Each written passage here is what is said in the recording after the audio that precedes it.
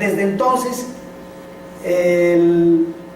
los cambios en nuestra tradición jurídica, tomar muchos aspectos del common law. Eso se debería venir y no hemos hecho nada. Aquí debería estar lleno, debería de haberse quedado mucha gente afuera porque quería venir, y lamentablemente no les interesa a los abogados algo que realmente va a cambiar su vida, porque a lo mejor muchos hasta van a dejar de ser abogados, porque obviamente sí, porque miren ustedes, los funcionarios del Poder Judicial y de la Procuraduría tienen más de 10 años preparándose para el cambio, el nuevo sistema penal, y nosotros no nos preocupa nada, parece que no nos mueve ni una bomba.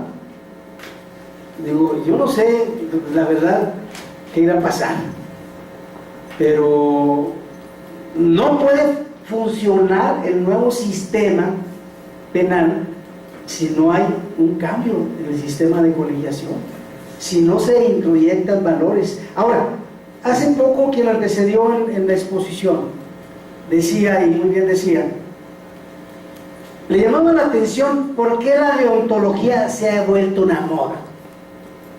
Hay dos razones, mi concepto. Una, que desde el punto de vista de la filosofía se ha vuelto de mucho interés la filosofía práctica, reflexionar sobre los casos prácticos filosóficamente. Eso es algo que tiene ya desde la última década del siglo pasado, estudios de filosofía práctica, sobre todo en el área de derecho. Y la otra razón por la cual el interés de la deontología es que no se puede hacer negocios con sinvergüenzas. Vamos a tener desconfianza. Tenemos que, por lo menos, tener la seguridad de que los abogados mexicanos o los chinos, quienes sean, más o menos coincidimos en las reglas deontológicas.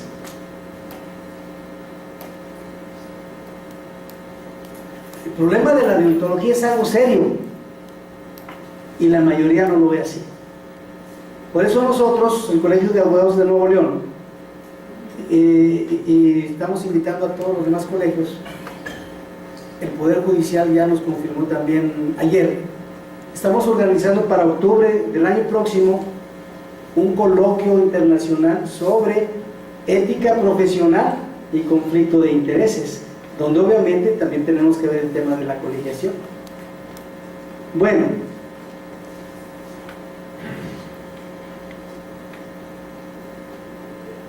una tesis más de Durkheim: la actividad de una profesión no puede reglamentarse eficazmente sino por un grupo muy próximo a esta profesión. Quiere decir que los abogados deben estar colegiados solamente entre abogados. Debe haber colegios nada más que sean abogados. Incluso aquí no importa que sean fiscalistas, laboralistas, penalistas, pero que sean abogados. Y debe haber colegios de jueces para jueces, que afortunadamente en México ya se está permitiendo esto y ha surgido la colegiación desde principios de siglo. En algunas reuniones de colegas discutíamos este mismo tema, se decía, tú recordarás, Javier, de que decía Fito, de que debería ser tantos colegios de acuerdo al número de habitantes de cada ciudad. No, que ¿por qué 5 colegios? A lo mejor pueden ser más. Yo estoy de acuerdo en que pueden ser más, sí, pero que sean de profesionales distintos, porque la ética del abogado, deontología jurídica, solamente puede surgir entre los abogados, donde haya intereses comunes, no de los jueces. Los jueces tienen otros principios deontológicos sectoriales. Obviamente que se quiere que haya un solo colegio, que ahí estemos jueces, abogados y de todo, una capirotada, porque están viendo el aspecto práctico. Por ejemplo, el Colegio de Abogados de Nuevo León, tengo que decirlo porque es la experiencia que he vivido más. Que en el Colegio de Abogados de Regiomontanos, ahí estuve 7 años. 3 años fui presidente, y luego se quedó un colega que duró mucho tiempo y luego se acabó. Salió otro colegio con el mismo nombre y hubo conflicto ahí de intereses. Ahí se demostró que no hay ética porque ya existía otro que sale con el mismo nombre. Y bueno, esas cosas se dan. Pero bueno, no puede haber una deontología, puede haber la práctica profesional del juez es diferente a la práctica profesional del abogado. Los intereses son diferentes. Y les iba a decir del Colegio de Abogados de Nuevo León, ha sido dominado por notarios. Y algunos de los cuales yo quiero mucho, son mis amigos. Lamentablemente, pues con ellos tengo que debatir. ¿Ustedes se acuerdan? Los notarios no nos permiten estar en sus colegios porque ellos sí tienen colegiación obligatoria y nosotros no vamos a estar ahí nunca. Y llegó un caso en mi colegio y en ese tiempo yo me alejé de él, en que un diputado llegó a ser presidente del colegio. Este es otro punto. Los integrantes de los colegios hay una composición completamente heterogénea. Hay notarios, jueces, agentes del Ministerio Público, legisladores, funcionarios y de todo en un solo colegio. Obviamente que esa es una manera de dispersar. ¿Cuál es el interés? Si hay un principio desde el punto de vista sociológico que cohesiona, que es la profesión como eje central del interés de los profesionales. Entonces, ¿cuál es el interés profesional cuando todos estamos juntos? Obviamente lo que se quiere ahí es que los abogados seamos controlados y siempre nos dejamos controlar porque lo que nos interesa es conocer allí al funcionario público que nos va a resolver. Vamos a hacer relaciones, usamos los colegios de plataformas políticas para llegar a un cargo público, hacemos todo con los colegios menos aquello que se debe hacer. Bueno, a ver, notarios, jueces, bueno, esto es lo mismo. Creo yo que los abogados, si pudiera hacerse una división, atendiendo los intereses profesionales, por ejemplo, los abogados de empresa y los abogados del gobierno, sí son otros sus intereses muy diferentes a los que tiene el resto de los profesionales del derecho. Creo yo que primero que nada tenemos que entender qué somos. ¿Somos abogados? ¿Somos profesores de derecho? ¿Somos jueces? ¿Somos funcionarios del Poder Judicial, de la Procuraduría? ¿Qué somos? ¿Cuál es mi identidad? ¿Cuál es la profesión jurídica que ejerzo? Ahora, esto lamentablemente no es una cosa nada más de México, es muy raro donde se da esta diferencia. En Estados Unidos, una de las sociedades más evolucionadas, es lo mismo. Se ve como normal pasarse de una profesión a otra y eso es lo que atrae, como decía el colega, en que mucha gente quiere ser abogado, porque el abogado puede ser todo.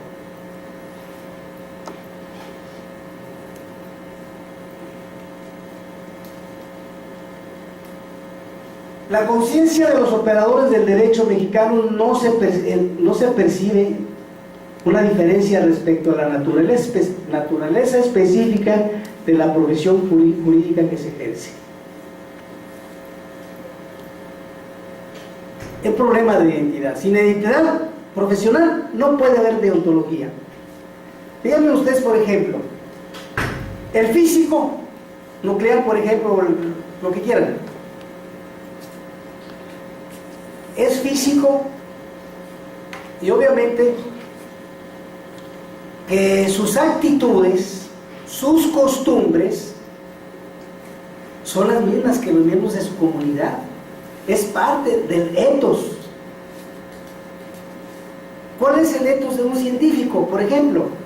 Obviamente, como el conocimiento no es algo natural, pues en mi profesión no acepto nada si no está demostrado.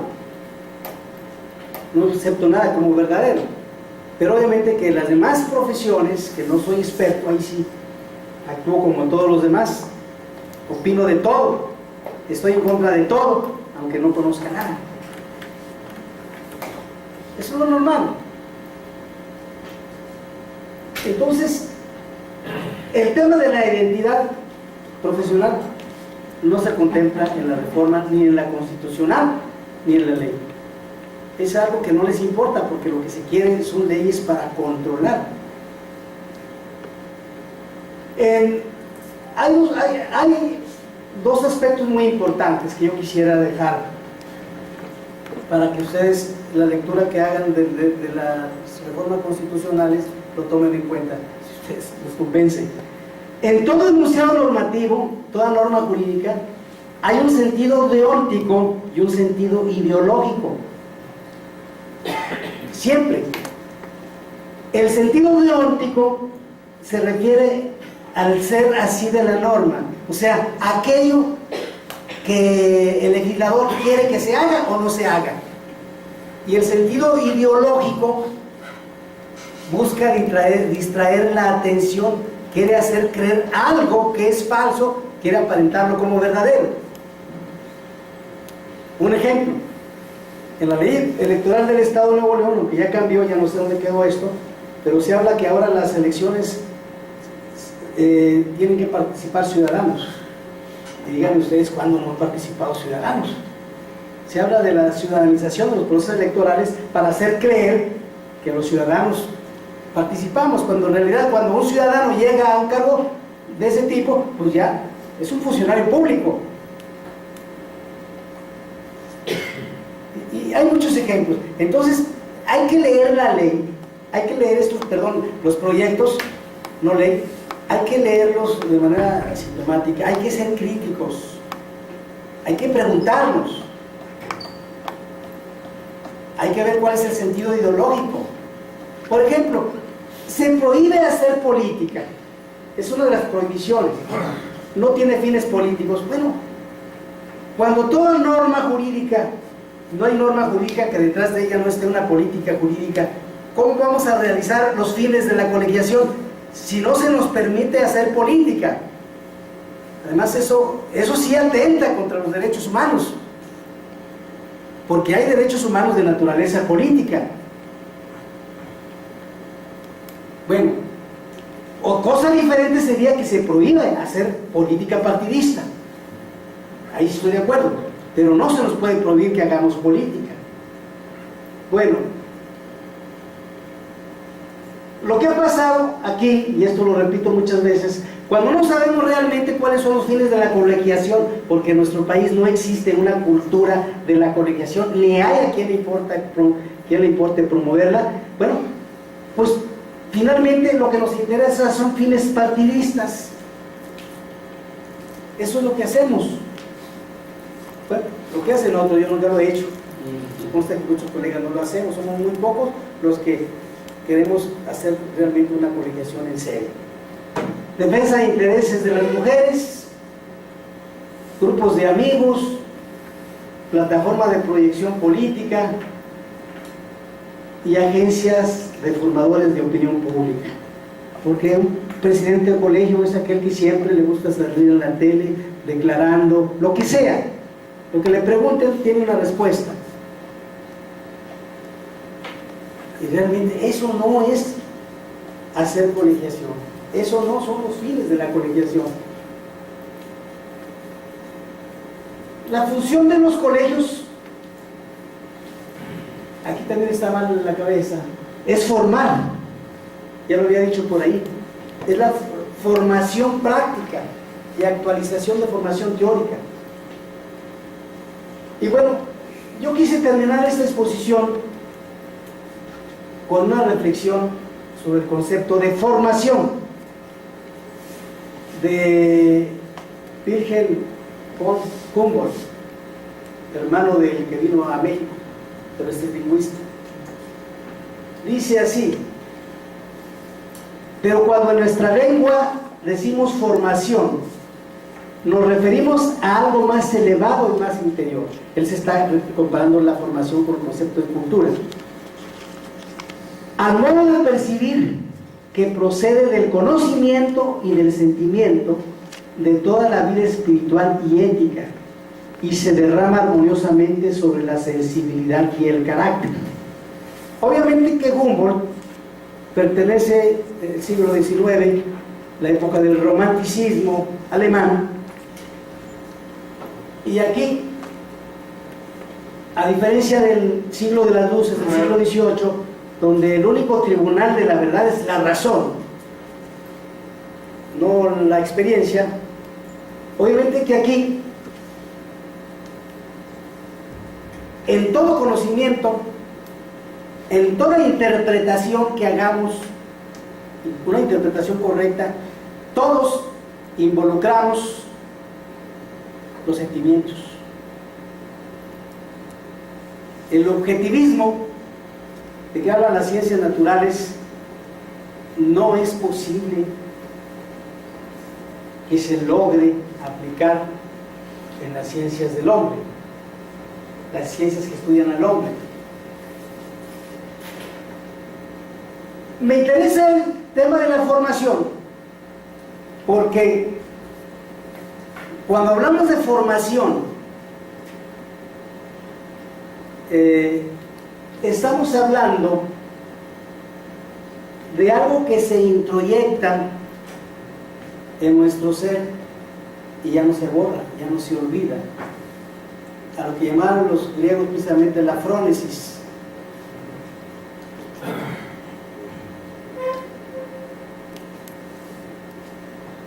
Aquello que no es frónesis es técnica. Aquello lo podemos aprender, pero también lo podemos olvidar. Entonces, hay una diferencia realmente en este estudio del concepto de formación. Es uno de los más estudiados por la filosofía del siglo XVIII y XIX. Y yo quisiera pues dejárselos para que reflexionaran sobre este tema, porque la formación es diferente a la cultura. En Kant todavía existe un concepto de formación más vinculado a la cultura, porque dice que formación es dar forma a lo que trae uno, a las capacidades específicamente humanas, darse una formación. Pero en Humboldt, Kant obviamente es un racionalista. En Humboldt ya se acepta entonces que la formación es un modo de percibir que procede del conocimiento y del sentimiento, de toda una vida espiritual y ética que se derrama armoniosamente sobre la sensibilidad y el carácter. Quiere decir entonces que no es fácil, desde luego, creer en la colegiación obligatoria, porque involucra una serie de reflexiones de carácter filosófico, sociológico e históricas, y porque siempre pensamos en el tema de la libertad. Ya no hubo tiempo de revisar la jurisprudencia de la Corte Internacional sobre este tema, que no es en contra de la colegiación propiamente. Y bueno, yo creo que la sociedad moderna, y estoy de acuerdo con la escuela de Frankfurt, perdón,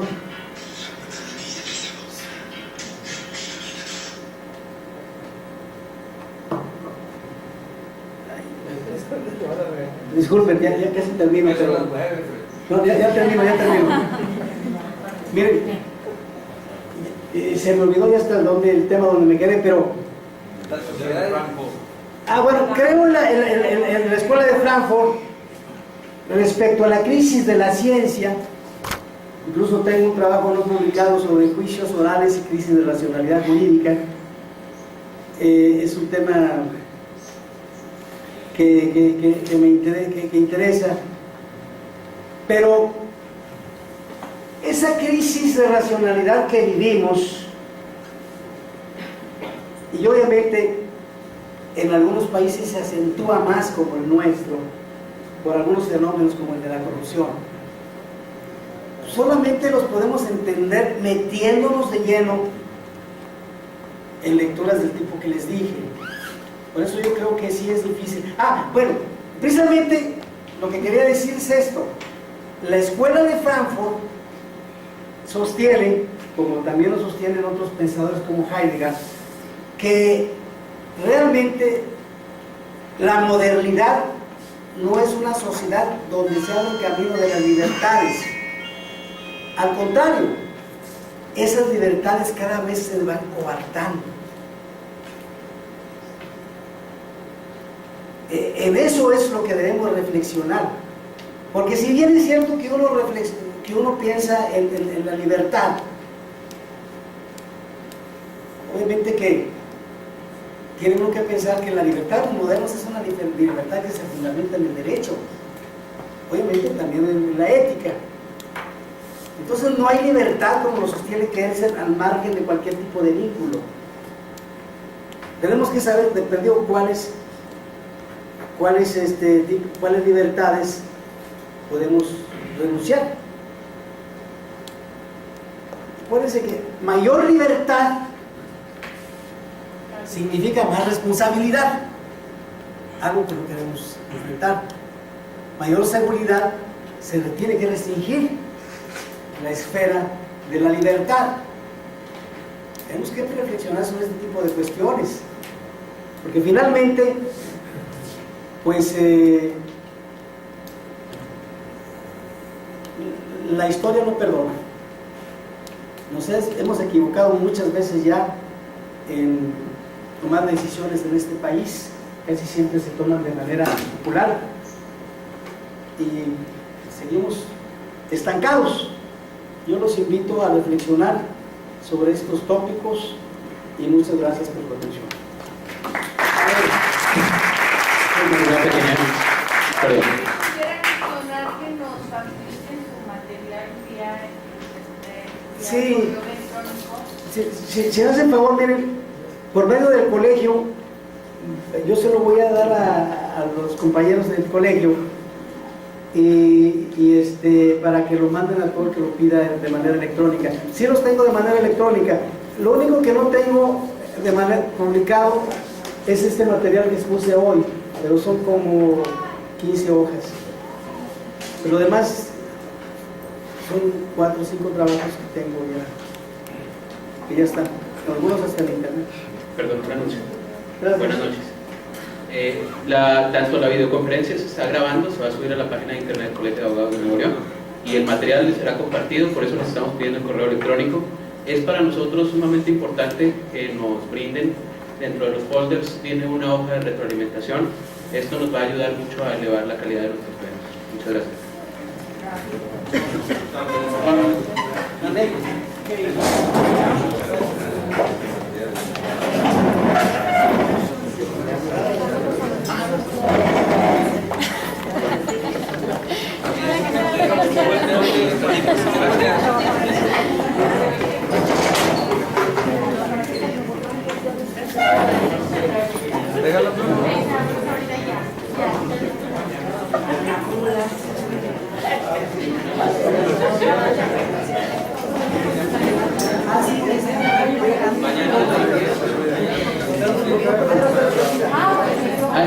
En la puerta estará Olga recibiéndoles la hoja de retroalimentación y mañana los esperamos a las 10 de la mañana para iniciar con el registro.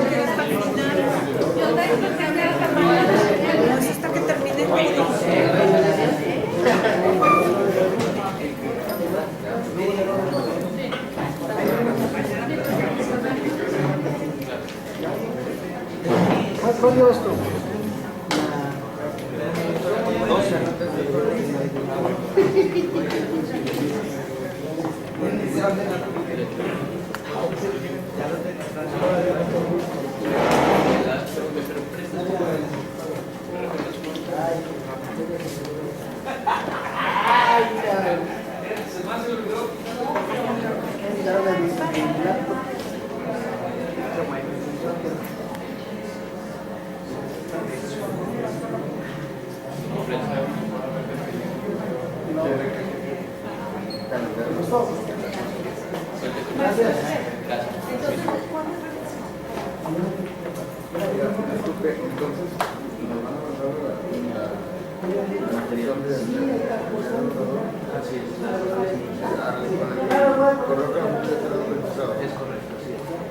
Muchas gracias.